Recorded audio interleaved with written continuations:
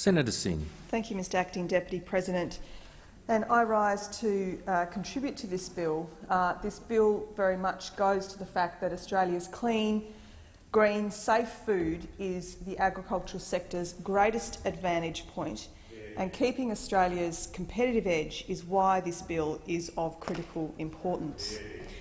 Having said that, though, the Abbott government has sat on this bill for 18 months now, when the majority of the work was already undertaken by the previous Labor government. It was Labor that recognised the importance of upgrading and modernising Australia's biosecurity laws, and it was Labor that first introduced this legislation back in 2012.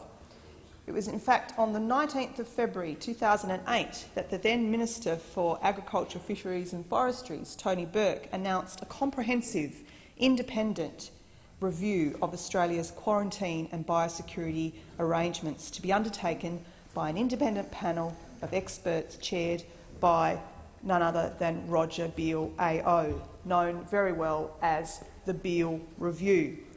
But the current bill before the Senate is essentially identical to Labor's initial bill introduced in the 43rd Parliament. But the Beale Review recommended, amongst other things, a statutory office for an Inspector-General of Biosecurity. The Inspector-General would report directly to the Minister, have broad powers of audit and investigation, and would be responsible for conducting systems audits and reviews of the biosecurity programs carried out by the National Biosecurity Authority. So it is incredibly disappointing and regrettable that the Abbott government has not continued to support an independent Inspector-General of Biosecurity, but instead have decided to give those powers to the Agriculture Minister, Mr Barnaby Joyce. The fact that Minister Joyce, as my Senate colleague Senator Cameron mentioned in his contribution, will have the final say on biosecurity will, I agree, remove all confidence in the Australian community and will remove all confidence in the Australian agricultural sector. Now, I want to contribute to why Labor so strongly supported the Beale Review and so strongly supported the need to have an Inspector-General of Biosecurity.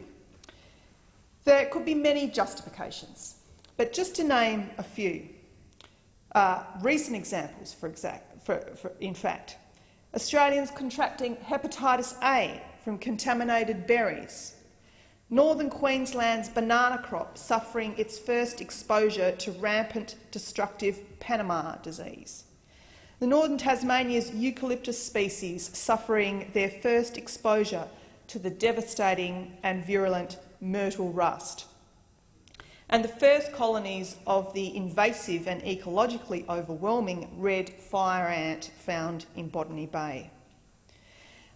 I think all senators in this place should consider these examples. They are examples that are actually only from the past 2 months.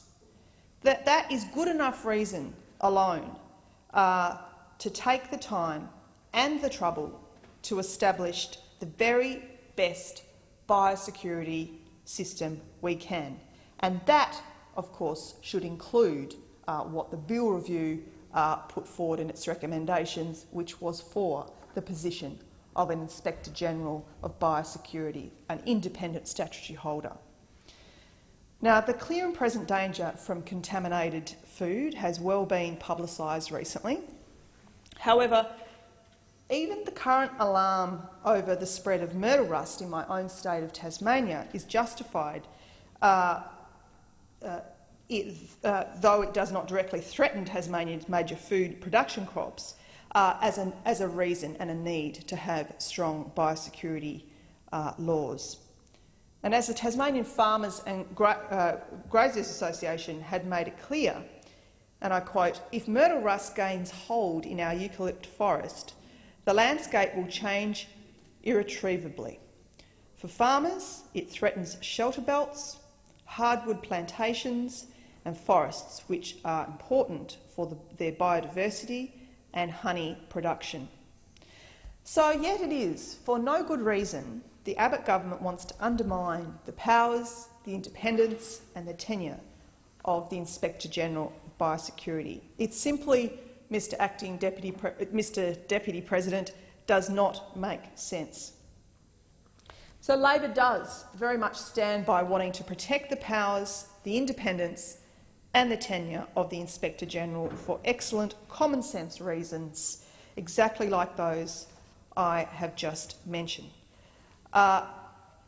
If you think about it, as trade liberalisation spreads, globalisation grows and global trade increases, many more such threats inevitably may emerge to Australian agriculture. And to maintain our reputation for high quality, clean and safe produce, we need strong biosecurity laws in this country. The Abbott government's unjustifiable decision to amend the former Labor government's bill will undermine the effectiveness of the Inspector-General of Biosecurity and will weaken rather than strengthen our biosecurity system. And as my colleague, the Shadow Minister for Agriculture, Joel Fitzgibbon, said in the other place, when you think about it, there are two things in agricultural policy that rise above all others. There are two things, he said, that are paramount. The first is natural resource management and sustainability, and the second is biosecurity. Why? Because agriculture is so important to our nation's future. And that is why we have tried to strive for a bipartisan approach when it comes to agricultural policy. Dropping the ball on agricultural policy would be an existential threat, because maintaining our food security, our ability to sustain ourselves independent of any other country, goes to the very survival of our country. I think our Shadow Minister for Agriculture said it so well that I couldn't say it any better myself. It does go very much to the very survival of our country. We know, of course, when we talk about biosecurity, for many of us, it is still, in some senses, known as a quarantine regime rather than biosecurity. Whether you call it a quarantine regime or biosecurity, what is clear is that both, being one and the same, are of paramount importance to our nation. Yet, as the Beale inquiry, a seminal report into our biosecurity system, noted, biosecurity in this place usually only rates a mention when something goes wrong, rather than rating a mention as things almost always do go right. And I think that is somewhat of a source of disappointment, that we only kind of highlight the fact that when things go wrong, rather than looking at when they do go right. I think the bill, like this bill, like the Beale Review and other reviews that went before it, is clearly a Labor government initiative, a past Labor government initiative, and that is why, of course, it does have Labor's support, because it was an initiative of a Labor government to start with. It was progressed and developed by a Labor government, but that was some 17 months ago now. The Abbott government could have brought this legislation forward some 17 months ago. It was Labor that recognised the importance of upgrading and modernising Australia's biosecurity laws, and it was Labor who first introduced this bill back in 2012. So if I can just go to the heart of the bill review. The bill report concluded that we have a very good biosecurity system. Its overwhelming success, I think, is testament to that. We have had, by any measure, a very successful approach to keeping disease and pests out of our food chain. Beale also concluded that the system is not perfect, and that is fairly obvious. Beale also reinforced, very importantly, the view, and I'm sure this is a view shared by all senators, that a zero-risk approach to quarantine is not a feasible approach, not one that is likely to lead to success, and certainly not one we could afford in fiscal and resourcing terms. Rather, he reinforced a risk-based approach to our quarantine system. So again, this bill, this is a significant modernisation that has been a long time in the making, and on that basis, the opposition will be supporting this bill. Having said that, though,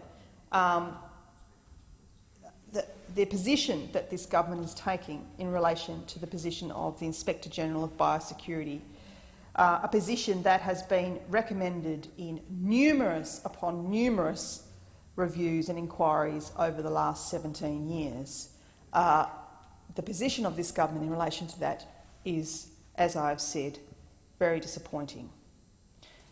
The Inspector-General of Biosecurity of Labor's 2012 Biosecurity Bill provided for independent powers of review and detailed transparency provisions, including parliamentary reporting. Now, this government has carried forward sensibly Labor's lapsed 2012 Biosecurity Bill, with some tweaking, introduced largely the same legislation into Parliament. But this version has one, as I said, important and irresponsible, I would say, change that has been made. Granting new powers to Minister Barnaby Joyce to conduct reviews on biosecurity performance, dropping the plan to create that statutory independent Inspector-General of Biosecurity is very, very irresponsible.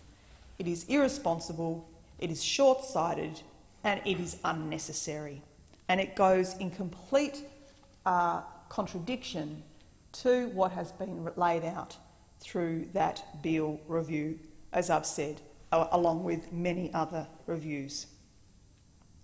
So, in brief, this important role, a very important role in the original legislation, will no longer be independent.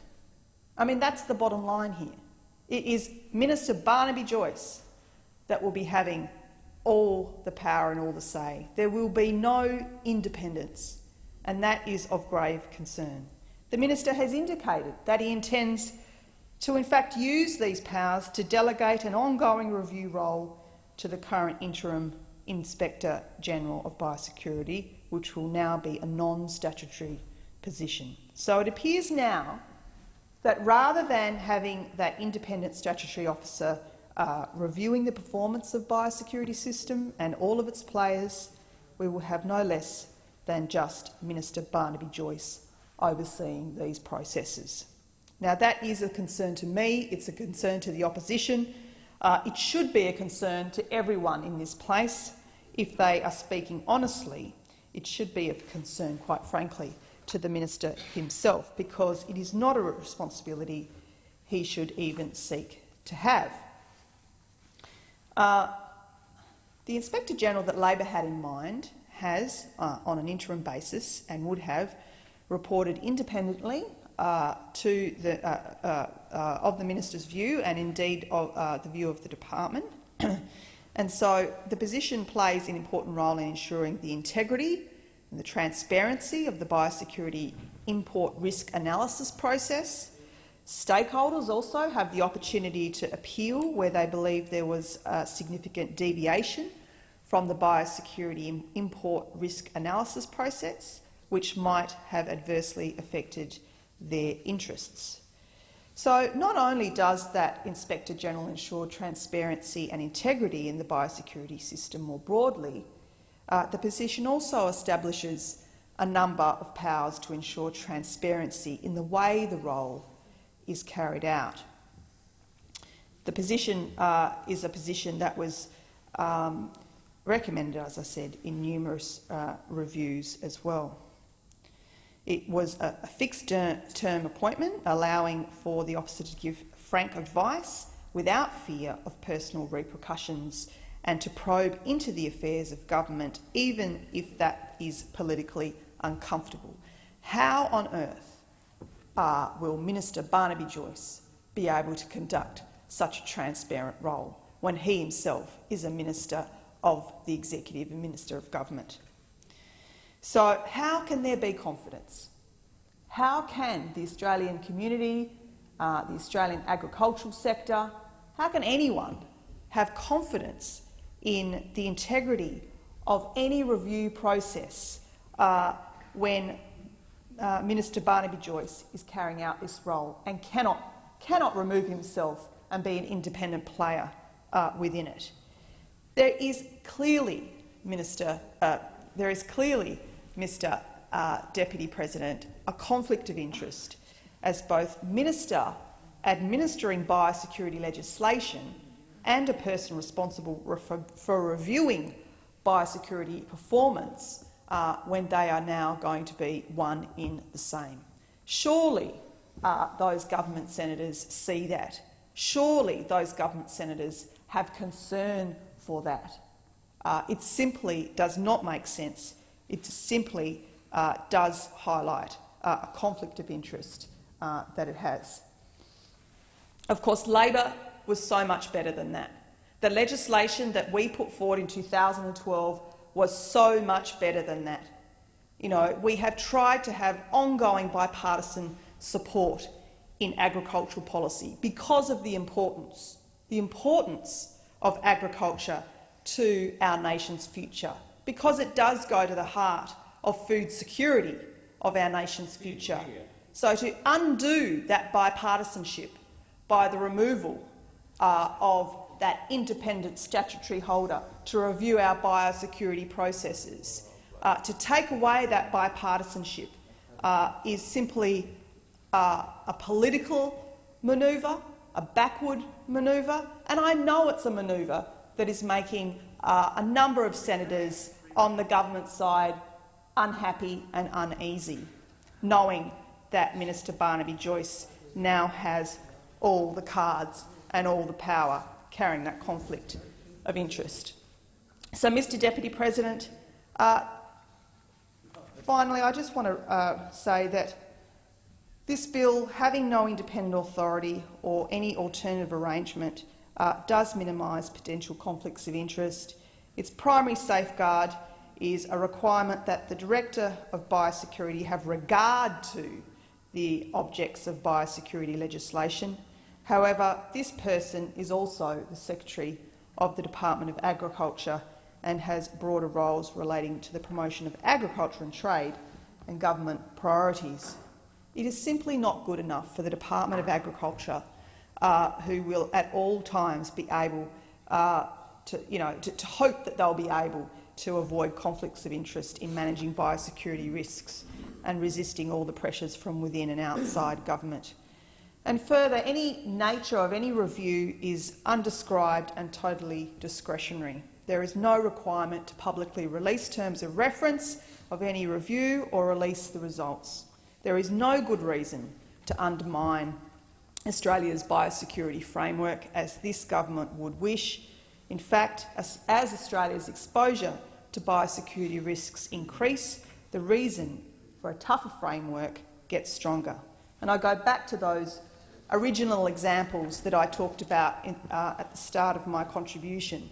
The Panama disease to the banana crop in Queensland.